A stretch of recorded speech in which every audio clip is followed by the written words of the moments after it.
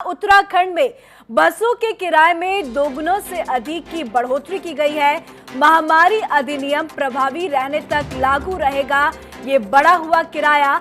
बसों में social distancing के अनुसार सवारी बैठाने की अनुमति दी गई है। पहले 2 किलोमीटर के लिए सिटी बस का किराया 7 से बढ़कर 14 रुपए हुआ।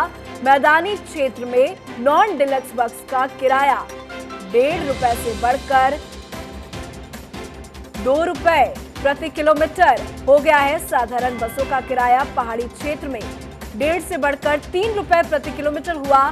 सुपर डिलक्स वॉल्वो बस के किराए में 3 गुना तक की बढ़ोतरी की गई है। तो बड़ी खबर आप तक पहुंचा रहे हैं। उत्तराखंड में बसों के किराए में 2 गुने से अधिक की बढ़ोतरी की गई है। उत्तराखंड में अब बसों में सफर करना महंगा हो गया है। महामारी अधिनियम प्रभावी रहने तक ये बढ़ा हुआ जो किराया है वो लागू रहेगा। बसों में सोशल डिस्टेंसिंग के अनुसार सवारी बैठाने की अनुमति दी गई है।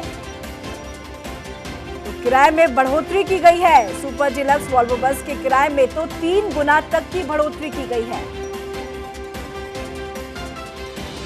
उत्तराखंड से जुड़ी बड़ी खबर आप तक पहुंचा रहे हैं। उत्तराखंड में महंगा हुआ है अब बसों में सफर करना। महामारी अधिनियम प्रभावी रहने तक लागू रहेगा ये बढ़ा हुआ किराया। बसों में सोशल डिस्टेंसिंग के अनुसार सवारी बैठाने की अनुमति दी गई है।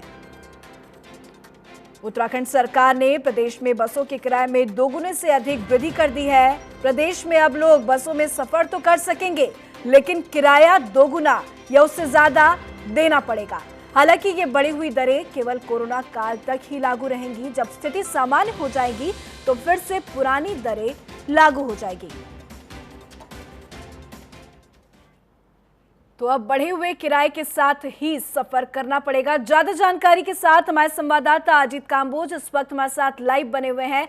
अजीत, सफर तो लोग कर सकते हैं, पर बढ़े हुए महंगे के साथ ही अब लोगों को सफर करना पड़ेगा। साथ ही नए नियम जो लागू किए गए हैं, सोशल डिस्टेंसिंग फॉलो करनी होगी, बस के अंदर मास्क लगाना जरूरी होगा। तो कहीं ना कहीं जो बढ़ा हुआ किराया है, क्योंकि 2 गुने से ज्यादा वृद्धि की गई है, तो ऐसे में आम जनता को काफी परेशानी भी हो सकती है। अजीत,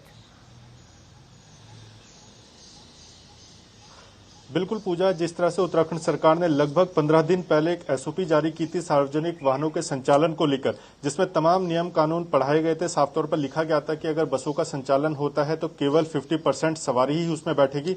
अगर 32 सीटर सीट है तो उसमें केवल 16 सवारियों को बैठने की अनुमति थी।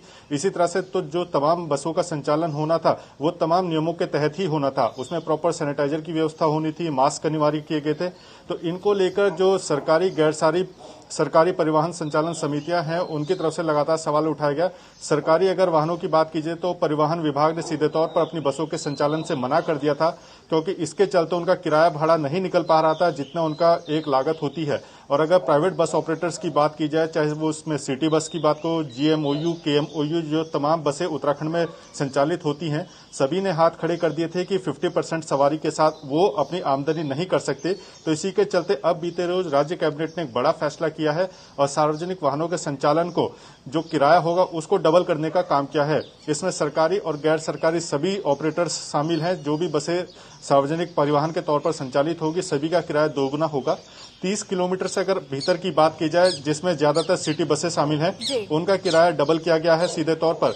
और अगर रोडवेज की बात की जाए तो रोडवेज में जो किराया है उसकी अलग अलग दरें रखी गई हैं।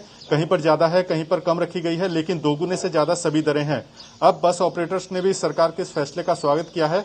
जनता की अगर बात की जाए तो जनता को जरूर थोड़ा झटका लगेगा, लेकिन जिस तरह के कोरोना काल में हालात बने हुए थे, सार्वजनिक वाहनों का संचालन नहीं हो रहा था और टैक्सी ऑपरेटर्स मनमाने किराया वसूला कर रहे थे, उसमें 3 गुना 4 गुना किराया आम जनता से वसूला जा रहा था।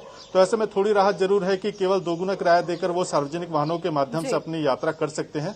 अब कोरोना काल में पूरा प्रभावी रहेगा। कोरोना काल के बाद सरकार ने साफ कर दिया है कि जो पुरानी दरें हैं वो लागू कर दी जाएंगी।